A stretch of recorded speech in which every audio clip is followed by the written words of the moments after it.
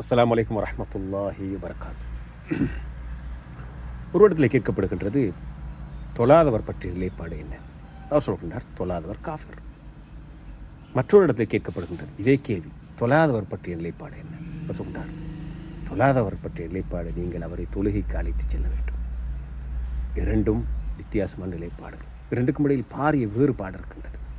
ஒருவர் குறித்த விடயத்தை சட்ட கண்ணோட்டத்தில் பார்க்கின்றார், மற்றவர் அந்த விடயத்தை தர்பியா கண்ணோட்டத்தில், பயிற்றுவிப்பு கண்ணோட்டத்தில், தவா கண்ணோட்டத்தில், அன்பு கலந்த கண்ணோட்டத்தில் அவர் பார்க்கின்றார்.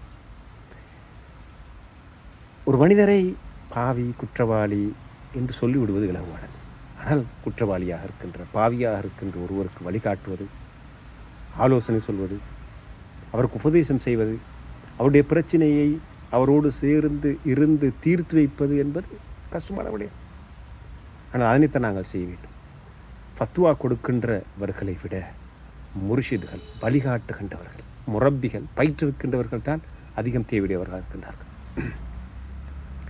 அன்புக்குரிய சகோதரர்களே, ஒருவரை பாவி என்று சொல்லி ஒதுக்கிவிடுகின்ற இந்த மனோனில் இருந்து அவரை வழிகாட்டுகின்ற, அவருக்கு பயிற்றுவிக்கின்ற அந்த நிலைப்பாட்டை நோக்கி நாங்கள் நகர வேண்டும்.